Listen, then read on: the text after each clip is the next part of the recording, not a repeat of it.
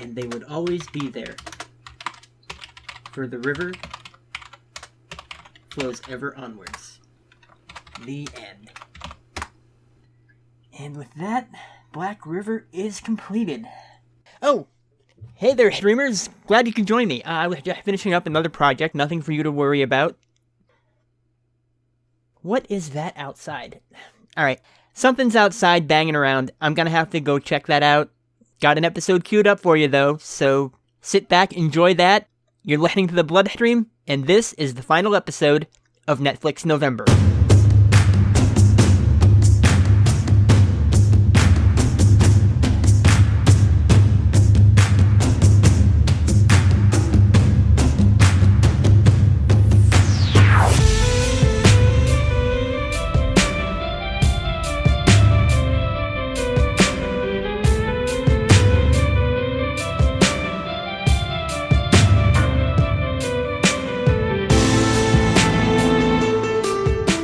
Welcome aboard, streamers! This is episode 18 of The Bloodstream, and this week I'm going to be talking about the movie Hush. The movie is directed by Michael Flanagan, who I've become a huge fan of. The first movie of his I saw was Oculus, and he just knows his horror movies so well that he even managed to make a sequel to the Ouija movie pretty good. Not great, he was hampered with a few things, but still. Ouija Origin of Evil was a solid enough horror movie. And full disclosure, I actually liked the first Ouija movie. It's not a great movie, but it's fun for entertainment, and, I mean, you know some of the other stuff I've watched for this. So, yeah, Ouija is leaps and bounds above what I talk about here. But I'm not here to talk about Ouija. There might be certain Ouija movies coming in the future, though.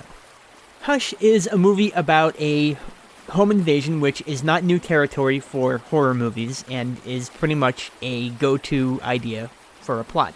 It's generally something you can do on the cheap because you only need a couple people, maybe 4 or 5 at the most, to really tell the story.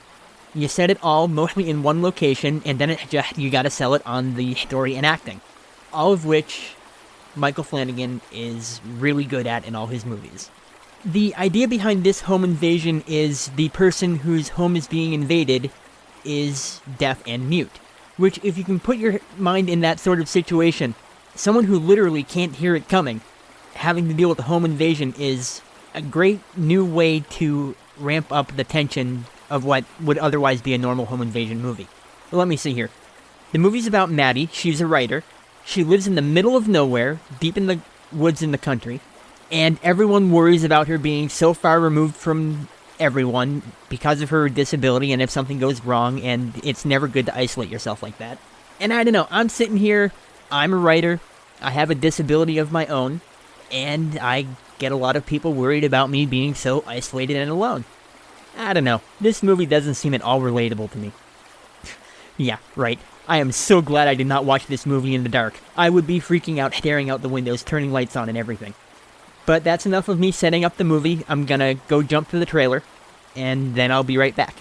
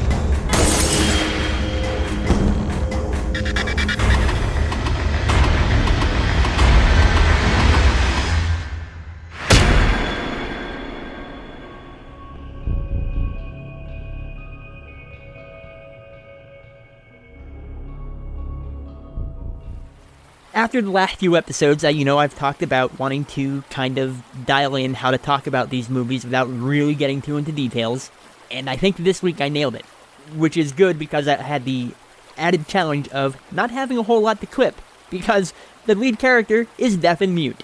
So there's not a whole lot of dialogue in this. In fact, there is only one single clip outside of the trailer in this entire episode.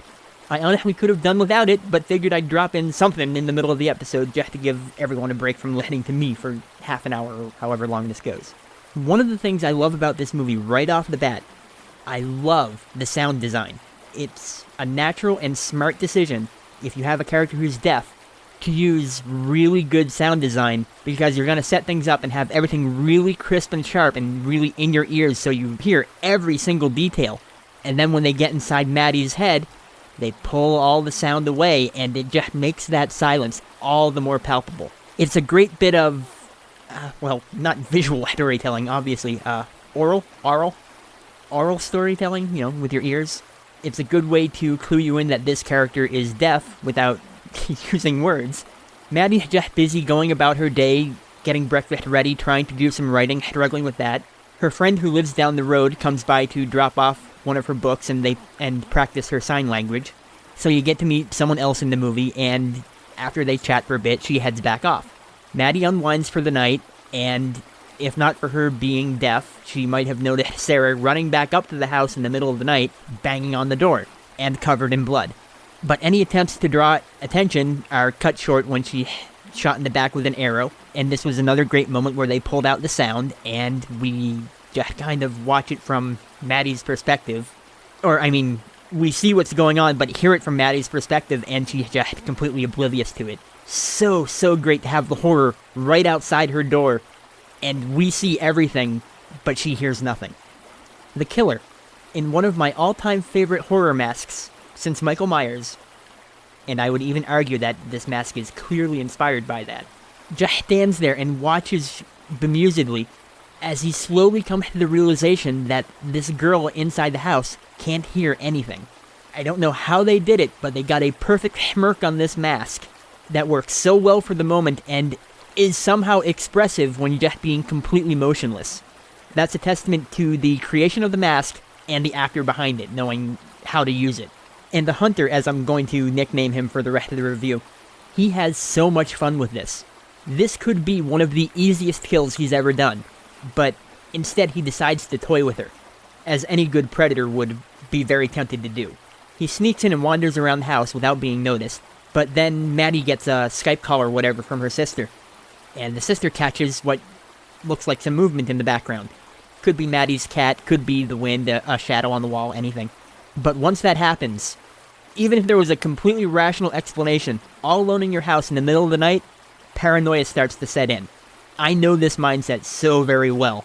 But he stays hidden for a little while longer and gets back to toying with her once she thinks nothing's there. And he starts sending her photos of herself from her cell phone to her computer. That may be one of the scariest, most disturbing uses of technology I've seen in a horror movie. I've probably seen worse things done with technology, but the pacing and directing of this plays out so well. That's what makes this work more than more horrific things being done in other movies. At this point, though, the Hunter can't really hide anymore, so they do have their face-to-face confrontation. Maddie realizes there's something going on, and she locks all the doors and windows. Now, sure, you could argue, well, why doesn't he just use a rock and break one of the giant plates of glass in the doors? Well, the answer there is simple. The guy's having fun. He's a cat toying with a mouse. If you've ever watched a cat and a mouse, they love to let him go and run and then chase back after them. He is having fun. So sure, she's stuck in the house, he's outside, and he does the natural things of taking out the power, the internet, and her car. And I got a bit of a chuckle when she tries to log on to her neighbor's internet, and she doesn't know the Wi-Fi password. The wonders and downfalls of technology. Because the laptop still works, you could use it, but with no Wi-Fi, either in the house because he's shut it off, or can't get on the neighbor's, it's so great. Maddie writes a message for the Hunter on one of the windows, trying to get him to go away, says she won't say anything, she didn't see anything, she never saw his face, and he just stands there, pondering for a moment, and then he removes the mask, completely removing that bargaining chip that she never saw him, can't identify him. There's something so deliciously evil about that. So much confidence. He's not going anywhere. He doesn't care if he sees her. The only reason he's there is to kill her. It's not taking out a witness. Again, he's having fun. It's so wicked and wonderful. And you know what? We have reached the point for our first, last, and only clip of the show. Can you read my lips?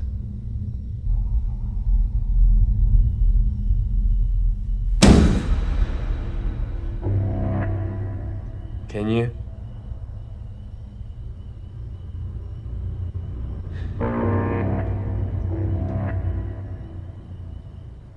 You've seen it now, haven't you?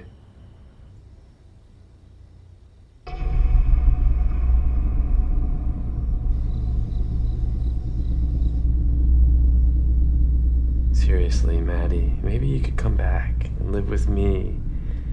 You know, I worry about you. It's not good for anyone to be so alone, Squish.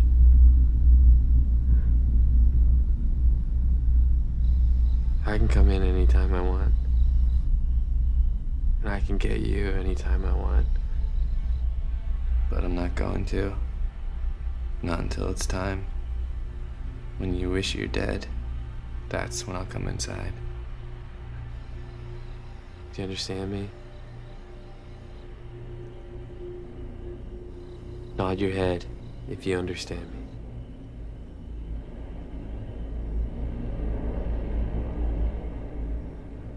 Good. Then we can have some fun. Enjoy it. At this point, we've got the whole setup done. We've had the confrontation between the two characters. This is pretty much the end of Act 1. And I am hooked. The tension is great. I can see a number of ways things could go from here, but I'm not really clear how it's all going to end. And if this movie can stick the landing, this will be a great movie. I have such high hopes because of the pedigree behind the creators. You do get a lot of the general home invasion stuff. I hate to go back to the phrase, but it's really a cat and mouse game. As, you know, she tries to escape, she tries to get help, but he's always there. But like I said, it's just done so well and so perfectly. It's well paced, and I don't think I ever had a moment of where I looked at the screen and went, "Oh, come on, you wouldn't do that," or "Why don't you do this?" Everything is well thought out and believable in such a way that this is the sort of situation I could imagine people going through.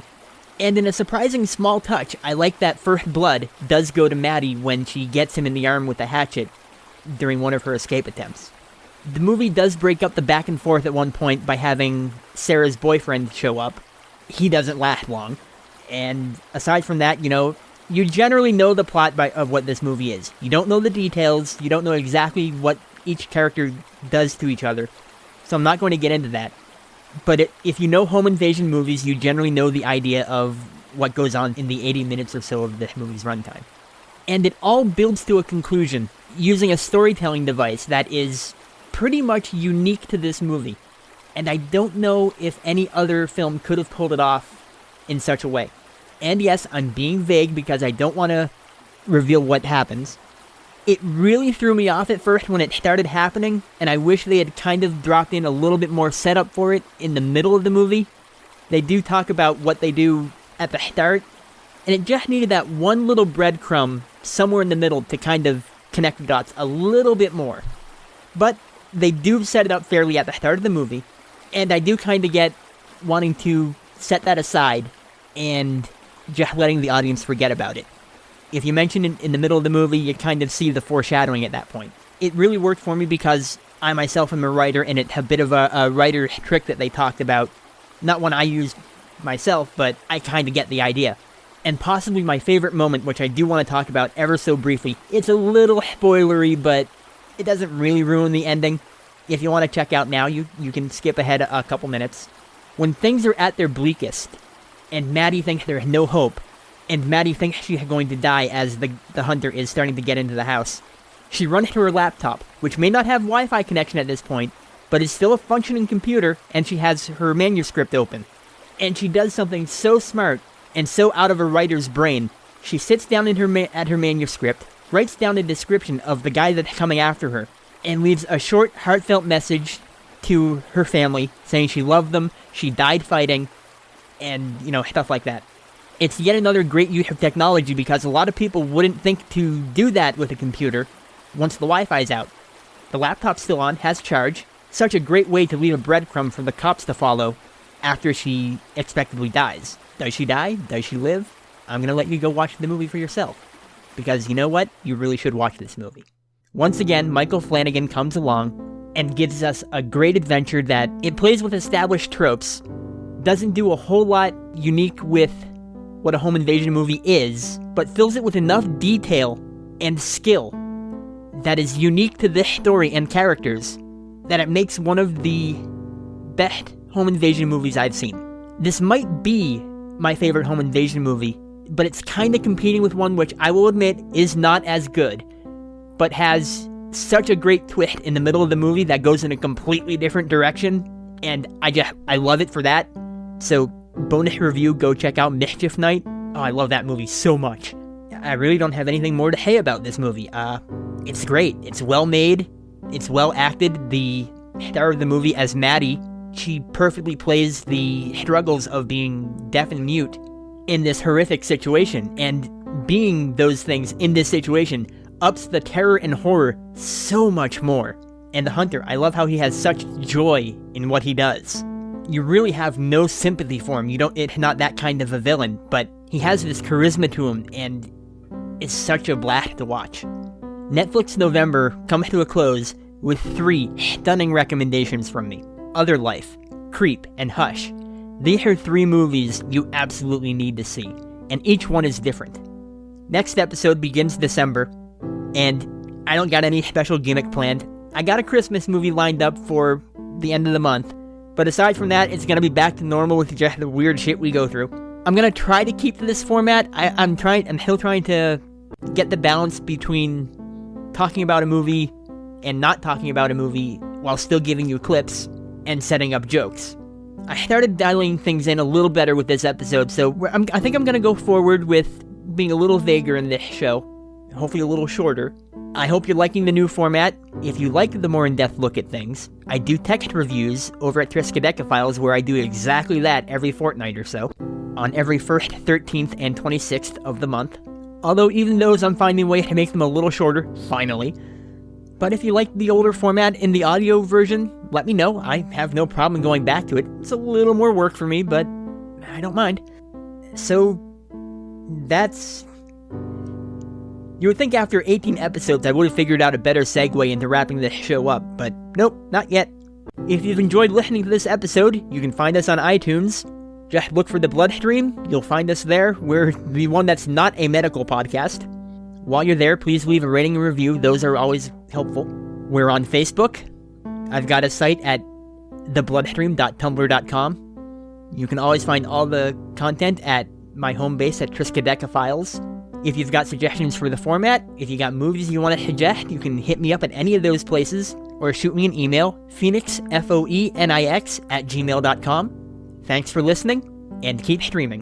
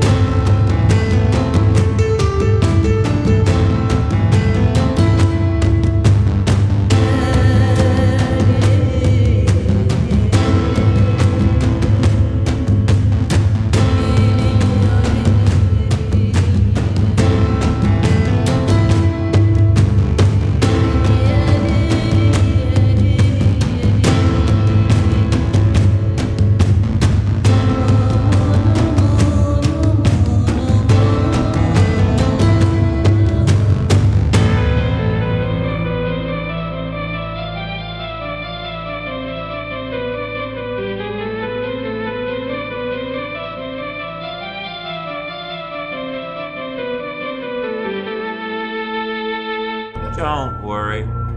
It'll only hurt. A lot.